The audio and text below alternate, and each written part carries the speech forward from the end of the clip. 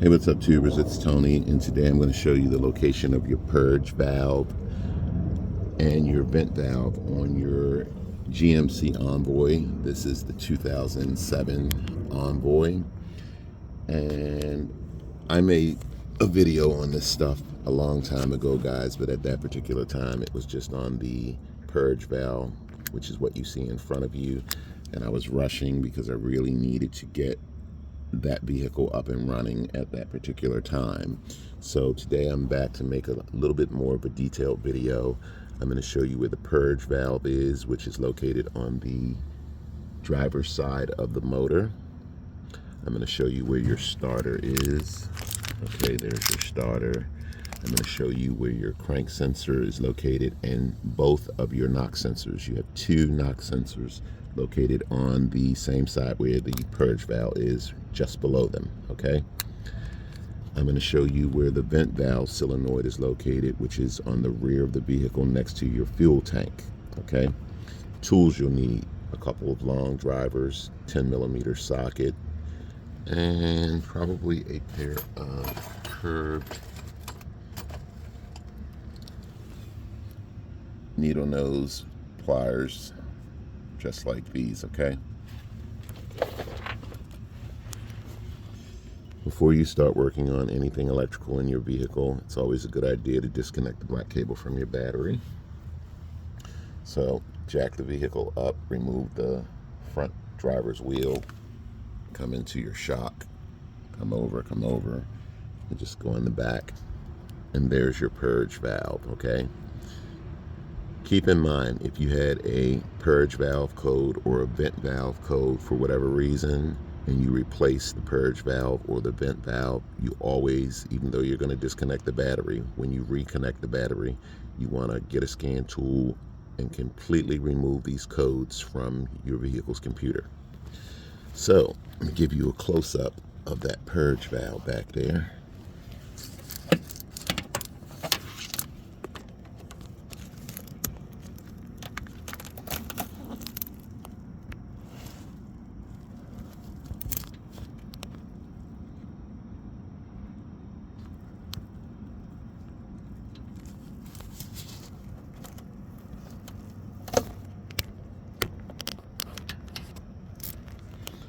So to get it out, it's really easy, folks. Just follow my simple step-by-step instructions. The red electrical connector, just reach back there, take the tab and pull it up, and then you can pull the electrical connector away from the purge valve. Of course, I can't show you all of this stuff because it's just way too tight. The white connector, it has a little square on it. You want to take something and push the square down, and then you can pull that line off of the purge valve.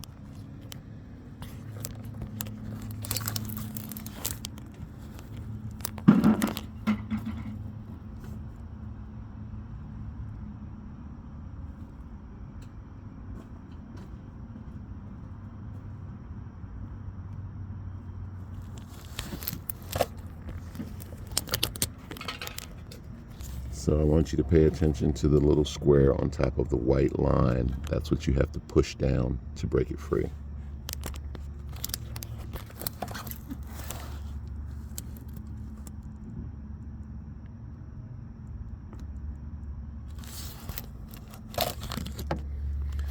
The next thing I do to get the black line out is I break loose that 10mm bolt, and then you can maneuver the purge valve around. For those of you who want to know how I get it out, there you go. 3/8 ratchet, couple long drivers, 10mm socket, and just stick it back there and break loose that bolt. Lefty loosey, righty tighty.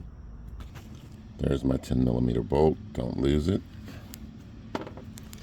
Now you can reach back there and maneuver the purge valve around, okay? Pull it towards you.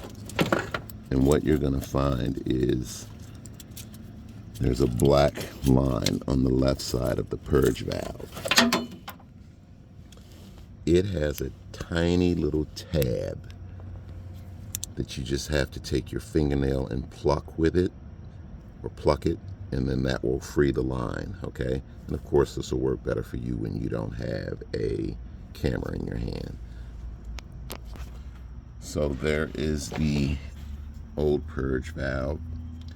Some purge valves come with a new housing plate like this. If yours did not, just take something and poke down in there and pull the center tab upward, and then you can transfer this housing over to the new purge valve. Very simple, guys.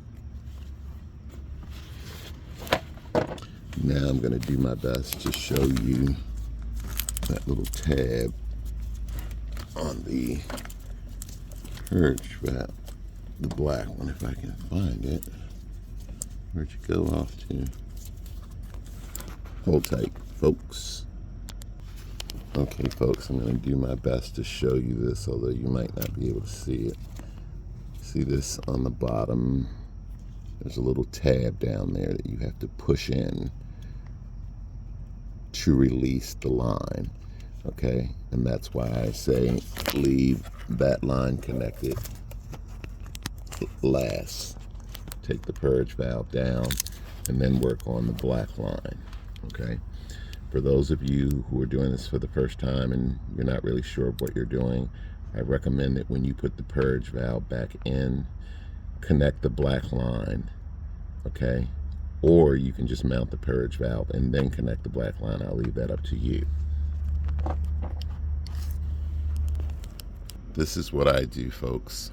I mount the bolt to the new purge valve housing, and I simply just reach in there with a bright flashlight, and then you can screw it up, okay? Just take your time. So see, I just reach in there with the new purge valve and start hand tightening it. I know it's a rough spot for you guys to see. Too many things are in the way. And then just make sure that it's seated correctly, and then you can go and tighten it down. You don't need to go bonkers when you tighten this thing down. Okay, folks, again, I say for those of you who are not familiar with this type of stuff, I advise you to connect the black line to the purge valve first, and then mount it and secure its 10mm retaining bolt. Then you can go ahead and put the white line on and the electrical connector.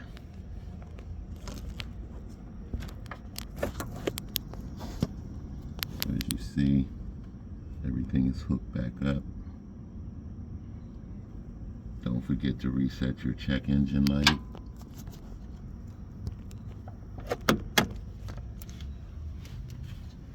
Remember how I got it in.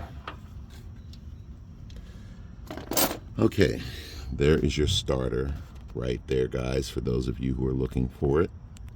Right below that is your crankshaft position sensor, P0335, and one of your knock sensors. This vehicle has 2 knock sensors. There is your knock sensor with the white connector, and next to it is your crankshaft position sensor. Your other knock sensor is in that direction. You'll see it. It looks just like the one with the white connector, okay? So just so you know that. To give you a better idea of where the other knock sensor is, we're still on the driver's front side. Here's your shock. Come straight in here, and I think like right down between these 2 lines, somewhere down in there is your other knock sensor. Like right in there. There it is. You can't really see it, but it's the one on the bottom that looks white. Okay, just so you have an idea.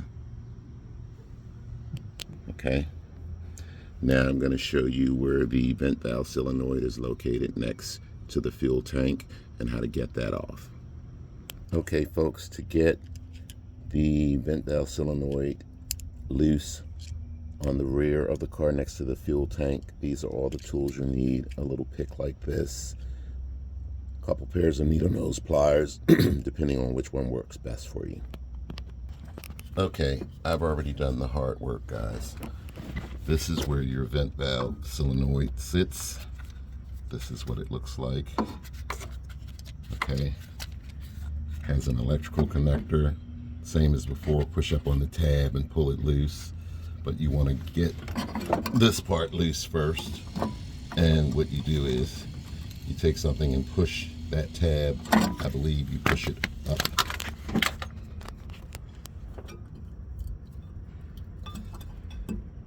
You pull the tab outward a little bit, And then you can slide the vent valve solenoid off of its housing, slowly break loose the electrical connector, and then you have to work on that line right there, okay? How do you get that line loose? There are two little tabs. Oh, hold tight, guys. Oh, wrong line. There are two little tabs right there, here and right above it. Take a pair of needle nose pliers and squeeze those tabs together, and then on the top, this little head will pop up, and then you can pull the line out. Just take your time, folks. Okay, folks, I wanted to make sure you guys understood how to do this so you don't break this. Take needle nose pliers, put it in there, and push, separate these two tabs away from each other, and then you can pull the vent valve solenoid out. Of course, I don't have three hands to show you this, but you separate them away from each other, and then grab the white line with one hand, the other hand on the vent valve solenoid, and pull it out.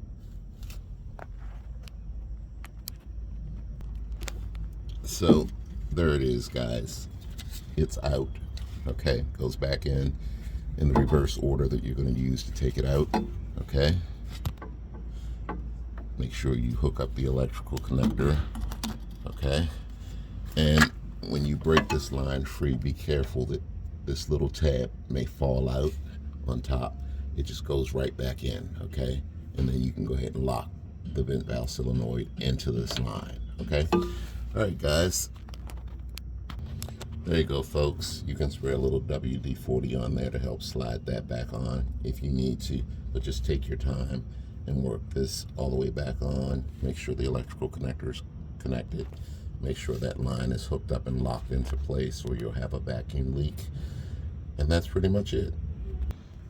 So now, folks, you know where the purge valve is located on the front of the vehicle. You know where the starter is located on the front of the vehicle. You know where the crankshaft position sensor and one of its knock sensors is located right below the starter. And you know the other knock sensor is located on the opposite side from where the starter is on the motor. Okay, so go in that direction. Okay, and you'll find the other knock sensor. You now know where the vent valve solenoid is located and how to get that out. Just remember that everything you're going to take apart goes back together in the reverse order that you will be using to take it apart. Okay? All right, guys. Hope the video has been helpful. Thanks for watching.